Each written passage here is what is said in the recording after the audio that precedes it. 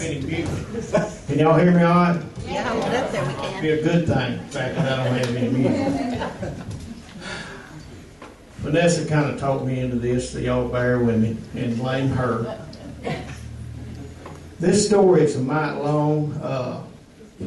I don't know, a lot of folks may not think that it has a religious theme to it, but I guess it's all in the way you interpret it. It's called Old Friends. Well, I was waiting by the fountain when he brought him out, lost and lonely look on his face. I ain't never seen him in nothing but boots, so that wheelchair sure looked out of place. It took him a while to know who I am. Then confusion turned into a grin. And so we was saddled up and ready to ride at old Hackberry pasture again. He laughed and said, I remember the time that yeller bronc swallowed his head. He told you so high you turned over twice. Why, me and Benny Bob thought you was dead. How is old Ben, he asked. Well, I lied and said he's doing fine. No need to remind him that his brother's gone. Ben died back in '79.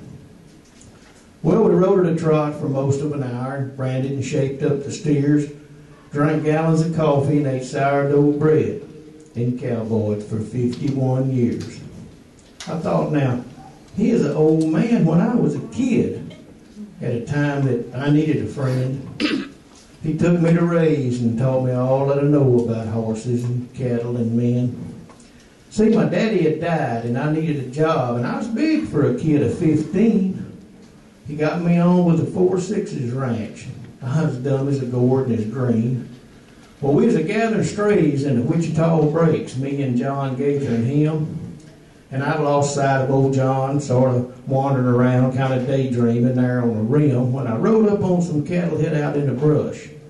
And a 2-year-old steer come by me, throwed a 9 in his tail, and cut a new trail out through some salt cedar trees. Well, I fell in behind him a giving it heck. The colt I was riding was green, but I thought to myself, now he ain't getting away, because this roan is a running machine. Well, we was going full bore when we got to the bank. The stream wasn't wide as my hat. I started to pull up and thought, what the heck, I've jumped rivers. It was wider than that. Well, I bogged that old pony clear up to his gut. We was a-wallering and thrashing around, him sinking deeper with each desperate lunge, and me a-praying he'd find solid ground. About that time I heard his voice, and a rope appeared by the roan. Get out of the cack and hang on to my line. That colt will get out on his own. Well, I've crossed that old river a many a time, and I found me a bog once or twice, but I've never forgotten a 30-foot rope and a good cowboy piece of advice.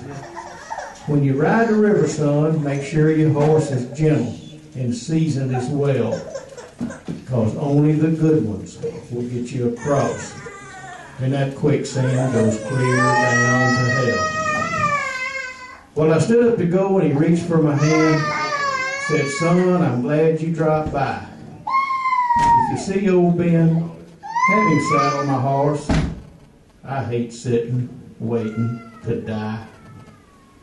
He cleared his throat and his voice cracked, and he said, I'm nearing the end of my ride. If I cross that old river before you get there, I'll leave you a good horse on this side. Thank you.